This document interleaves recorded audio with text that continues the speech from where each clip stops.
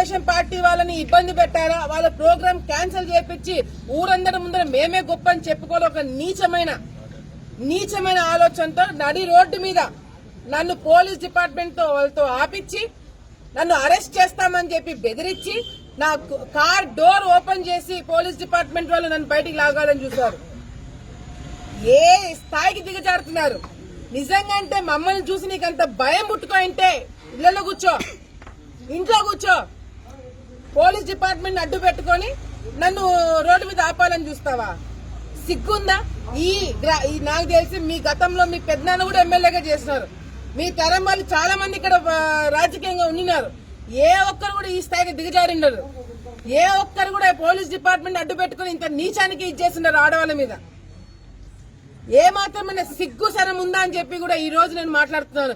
ఎప్పుడు కూడా మీడియా ముందర నేను చాలా గౌరవంగా, చాలా మర్యాదగా ఒక పద్ధతి ప్రకారం మాట్లాడేదాన్ని. ఈ రోజు ఎంత నీచానికి మీరు ఇచ్చేస్తున్నారంటే ఆడవాళ్ళతో పెట్టుకున్న ఉసురు అంత ఈజీగా పోదు.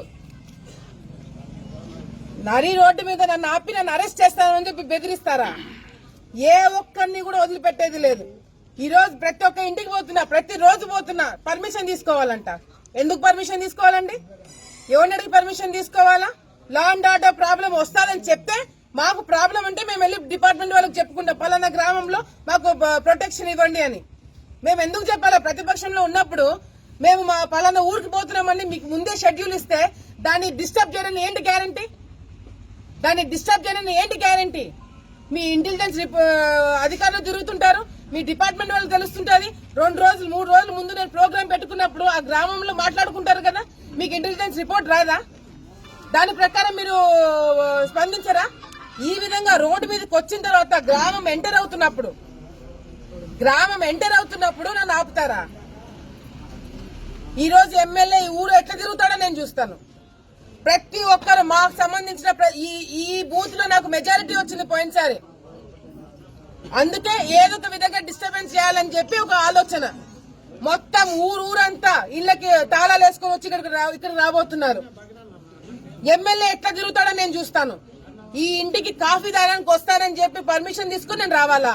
ఎవరిని అడగాలండి పర్మిషన్? నేను ప్రతిపక్షంలో ఉన్న వాళ్ళు మా మీద అటాక్ చేస్తున్నారు, మా మీద కేసులు పెడుతున్నారు, ఆడ మోగా తేడా లేకుండా అరెస్ట్ చేస్తున్నారు. మీరు కేసులు పెడతామంటే మేము భయపడిపోతామా? అన్నిటికీ తెగించి ఈ రోజు రాజకీయాల్లో దిగినా, నేను అన్నిటికీ సిద్ధమయ్యే రాజకీయాల్లో దిగినాను. మీకు తిరగడానికి మీకన్నా ఎక్కువ హక్కు నాకుంది. ప్రజలు ఓట్లేశారని చెప్పి మాట్లాడుతున్నారు. ప్రజలు ఓట్లేసింది మీకు కాదు. మీ ముఖాలు చూసి ఎవరు ఓట్లేదు. అయ్యో పాపం అని జగన్మోహన్ రెడ్డి గారిని చూసి మీకు ఓట్లేశారే తప్ప మీ ముఖాలు చూసి ఎవడు ఓటు కూడా వేయలేదని చెప్పి కూడా సందర్భంగా మీకు మళ్ళీ ఒకసారి గుర్తు చేస్తున్నా. ఏమంటే మేము ఫ్యాక్షన్ అని చెప్పి మాట్లాడుతున్నారు. మీ మూతుల ఫ్యాక్షన్. మీరు చేసేది ఫ్యాక్షనిజం కాదు. ఫ్యాక్షన్ లో అంతో కొంత నీతి ఉంటది, నిజాయితీ ఉంటది.